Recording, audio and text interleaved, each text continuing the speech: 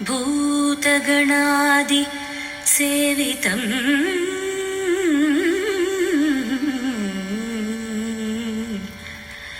गजाननं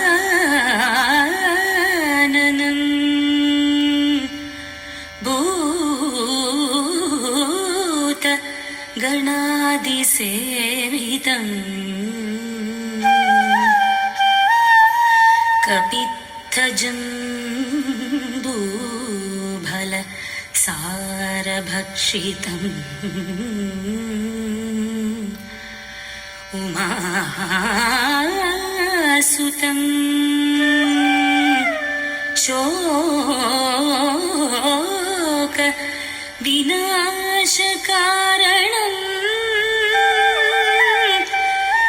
नमामि विघ्नेश्वर पादपङ्कजम्।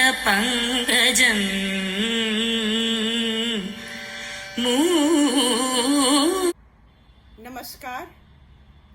भारत में नृत्य की परंपरा प्राचीन समय से रही है। हड़प्पा सभ्यता की खुदाई में एक नृत्य करती हुई लड़की की मूर्ति प्राप्त हुई है, जिससे ये साबित होता है कि ये कला उस समय भी बहुत अधिक विकसित थी। भरत मुनि के नाट्य शास्त्र में भारतीय नृत्य कला का सबसे प्रथम और प्रमाणिक ग्रंथ, जिसको हम मानते हैं, नृत्य के कुछ सिद्धांत दिए गए हैं।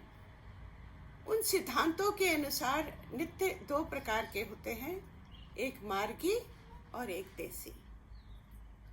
मार्गी नृत्य में कुछ हमारे गुरुओं के द्वारा बनाई हुई शैलियां हैं।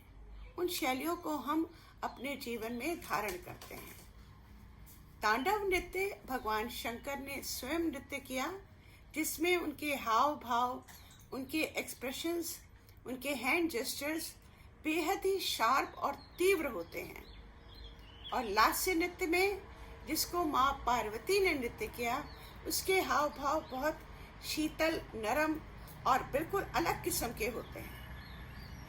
नम्रता से मेरा मतलब ये है कि भाव में और हस्त संचालन में इतनी तीव्रता नहीं है जितनी तीव्रता हमें तांडव में प्राप्त होती है।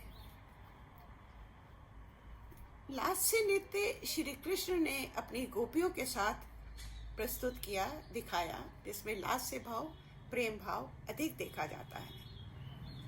19वीं शताब्दी के पूर्व भारत में नृत्य काफी प्रचलित थे, लेकिन 19वीं शताब्दी के आते आते नृत्य की लोकप्रियता धीरे धीरे समाप्त होने लगी। 20वीं शताब्दी में पुनः नृत्य ने पुनर्जन्म लिया। गुरुओं ने इसका पुनर्निर्माण किया और 20वीं शताब्दी के गुरुओं ने भरतनाट्यम में रुक्मणी अरुंडेल ने नृत्य को बहुत आगे बढ़ाया। 64 कलाएं, आप जानते हैं 64 कलाएं होती हैं, उसमें नृत्य सबसे अधिक और हाव भाव युक्त होता है। इसमें हाव भाव है, नृत्य संचालन है, पद संचालन है, भरतनाट्यम के अड़व संचालन है, संयुक्त मुद्रा, असंयुक्त मुद्रा, चारी भेद, उत्प्लावन, मंडला, स्थानकम, ये सब चीजें जो हमको नंदिकेश्वर के अभिनय दर्पण से हमको प्राप्त होती हैं। नृत्य का स्वरूप क्या है? नृत्य बनता कैसे है? नृत्य होता क्या है? यदि ये प्रश्न आप हमसे करें या मुझसे कहें तो मैं आपको बताऊंगी कि नृत्य एक शारीरिक थिरकन नहीं है, ये हमारी आत्मा से जुड़ा है। हम इसके लिए जीवन भर साधना करते हैं, तब एक नृत्यांगना मंच पर आने लायक होती है। ये तपस्या क्या है? इसमें त्याग है, अपनों का, अपने समय का, अपनी उन तमाम खुशियों का जो हमको अपने जीवन काल में प्राप्त होती है। जीवन की सच्चाई तो ये है कि जब हम नृत्य करते हैं तो हम इसको अपने अभ्यास के द्वारा और इसको आगे बढ़ाते हैं। नृत्य कोई लिपि नहीं है जिसको हम रट कर इसको समाज में देते हैं। नृत्य को समझना बहुत जरूरी है। क्या कारण है कि नृत्य को अभ्यास के माध्यम से हम प्रस्तुत करते हैं। अभ्यास यानी हमारे प्रतिदिन का समय, उसके प्रति रुझान, उसके पीछे हमारी तपस्या और साधना। साधना और तपस्या का हमको प्रसाद मिलता है, ऐसा नहीं कि हमको नहीं मिलता। नृत्य करते समय जोरदार तालियां बजती हैं, हमको अवार्ड मिलते हैं, हमको सर्टिफिकेट मिलते हैं और समाज में नाम और शोहरत मिलता है।